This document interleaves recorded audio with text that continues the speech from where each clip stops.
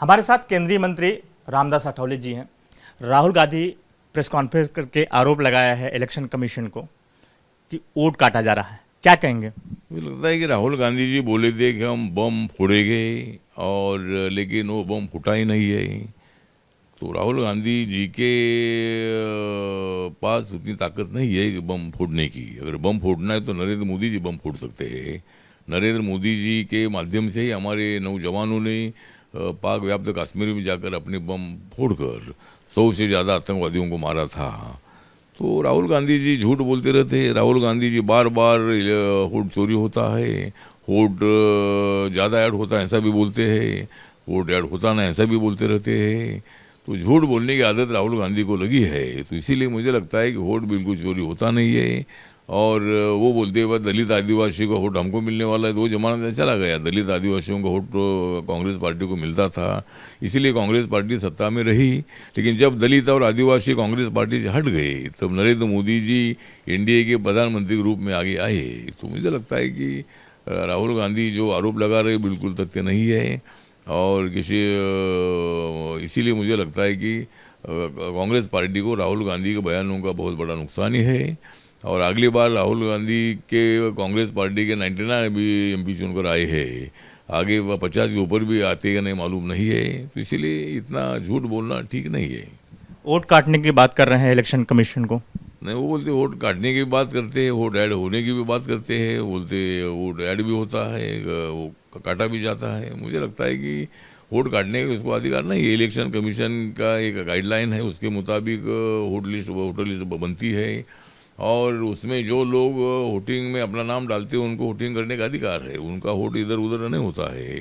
लेकिन कभी कभी ऐसा होता है कि भाई कुछ लोगों के वोट के नाम उसमें आते भी नहीं है, तो इसका मतलब वो वोट देने वाला आदमी हमारा हो सकता है। ऐसे अनेक लोगों का ऐसा होता भी है। लेकिन उसके लिए इलेक्शन कमीशन ने उसमें सुधार लाने का प्रयत्न भी किया है कि भाई किसका भी अधिकार। लेकिन इस पे ना इलेक्शन कमीशन ने जवाब दे दिया, कहा कि राहुल गांधी जो आरोप लगा रहे हैं पूरी तरह से गलत है। वोट किसी को काटा नहीं जा सकता, हटाया नहीं जा सकता।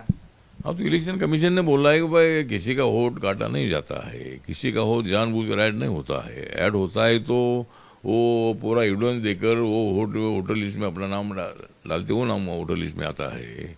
तो इसीलिए इलेक्शन कमीशन ने बोला है कि राहुल गांधी झूठ बोल रहे हैं।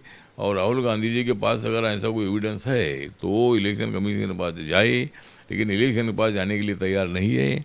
बाहर से झूठे आरोप राहुल गांधी कर रहे हैं। संविधान की बात करते हैं, बोलते हैं संविधान बचाना है। संविधान के लिए जब पूछा गया कोर्ट में जाएंगे तो उन्होंने मना कर दिया। मुझे लगता है कि संविधान बचाने की बात तो राहुल गांधी करते हैं, लेकिन राहुल गांधी जी को कहना है कि नरेंद्र मोदी जी, मैं और हम सब लोग एनडीए के लोग हैं, हम लोग संविधान बचाने के लिए बहुत मजबूत है। राहुल गांधी ने संविधान बचाने के बजाय कांग्रेस पार्टी को बचाना चाहिए। और कांग्रेस पार्टी को बचाने के लिए उन्होंने काम करने की आवश्यकता है। संविधान की चिंता उन्होंने नहीं करनी चाहिए। राहुल गांधी कह रहे हैं कि जो वोट है, जो वोट काटने की बात आई है, वो दलित, अल्पसंख्यक, आदिवासी, वो हमारे वोट है, दावा कर रहे हैं। मुझे लगता है कि राहुल गांधी जी को मैं बताना चाहता हूँ कि एक ज़माना था कि दलित आदिवासियों का पूरा vote, maximum vote Congress party को मिलता था। लेकिन वो ज़माना चला गया है। अभी जब से नरेंद्र मोदी जी प्रधानमंत्री बने हैं तब मुझे लगता है कि दलित आदिवासियों का सबसे ज़्यादा वोट हमारे बीजेपी को, एनडीए को मिला। और इसीलिए हम लोग सत्ता में आए हैं। जिनके बाजू में ये 25% वोट जो दलित आदिवासी का है, जिनके साथ जाता है उनको सत्ता मिलती है। और इसीलिए कांग्रेस पार्टी से वोट पूरा हट चुका है। इसीलिए बोलते हैं भाई वो हमको मिलने वाला पहले मिलता था, लेकिन अभी वो ज़माना तो चला गया है।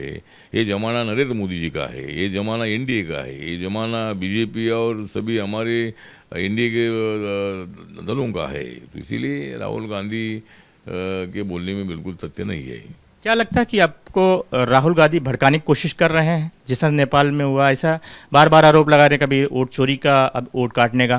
मुझे लगता है कि राहुल गांधी जी भड़काने की तो बात कर ही रहे हैं, लेकिन नेपाल जैसी स्थिति अपने देश में बिल्कुल होगी नहीं। इस देश में बाबा साहब का संविधान है। अनेक बार यहाँ बड़े बड़े आंदोलन भी हुए, खालिस्तान का भी आंदोलन हुआ, नक्सलवादियों का भी आंदोलन चलते रहता है। यहाँ अनेक लोग, किसानों का आंदोलन भी 1 साल भर चलता रहा। अनेक लोगों का हमारा मराठा आंदोलन भी चला, ओबीसी का आंदोलन भी चल रहा है, दलितों का आंदोलन भी चल रहा है। हमने तो मराठवाड़ा विश्वविद्यालय को बाबा साहब का नाम देने के लिए 17 साल तक हमने आवाज़ उठाया था, लेकिन यहाँ नेपाल जैसी स्थिति पैदा नहीं हो सकती है। यहाँ संविधान का राज है, यहाँ सही लोकतंत्र है और यहाँ ऐसी स्थिति पैदा बिल्कुल नहीं हो सकती है। एक विपक्ष के नेता है, जिम्मेदार पद होता है विपक्ष का नेता का, लेकिन बार बार इस तरह से आरोप लगाना, तुरंत इलेक्शन कमीशन का सामने बयान आना कि ये जो आरोप लगाए जा रहे हैं झूठे हैं। एक विपक्ष के नेता होने के नाते जिम्मेदारी भी होती है ना, कुछ भी बात रखे तो सही रखे। मुझे लगता है कि विपक्षी दल का नेता तो बन चुके हैं, लेकिन विपक्षी दलों के नेताओं की जिम्मेदारी नहीं वो मतलब समझ रहे हैं। विपक्षी दल की जिम्मेदारी होती है कि भाई लोकतंत्र को बचाने का काम सत्ताधारी पार्टियां और अपोजिशन का होता है।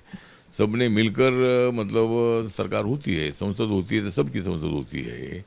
तो इसीलिए मुझे लगता है कि राहुल गांधी जी बार बार इसी तरह की बातें कर रहे हैं और इलेक्शन कमीशन ने भी बोला है कि भाई वोट चोरी नहीं होता है, वोट किसका ऐड नहीं होता है। कभी बोलता है कि भाई वोट ज़्यादा ऐड होता है, ऐसा बोलते हैं, कभी बोलते वोट नहीं डाला जाता है। दलित और आदिवासियों का वोट उनको मिलने वाला लिस्ट में आता नहीं, ऐसा बोलते हैं। लेकिन मैं उनको बताना चाहता हूँ कि सबसे ज़्यादा लाइन में लोग खड़े होते हैं, सब तो होते हैं, सबके लोग जो नागरिक है हमारा उनका रिस्पेक्ट ज़्यादा करते हैं, लेकिन सबसे ज़्यादा वोट देने वाला परसेंटेज दलित आदिवासियों में होता है और इसीलिए दलित आदिवासियों का वोट काटने का विषय नहीं आता है। बिहार में चुनाव है, क्या लगता है कि उसके लिए ऐसा कर रहे हैं?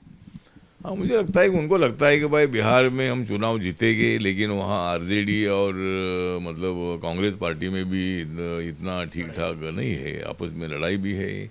लेकिन अगर दोनों एक साथ आते भी है, इसके पहले के जब चुनाव हुआ था 2020 में जो चुनाव हुआ था, उस चुनाव में भी मतलब आरजेडी कांग्रेस पार्टी और सब विपक्षी दल एक साथ थे, लेकिन तब भी नीतीश कुमार जी वहाँ के मुख्यमंत्री बने थे।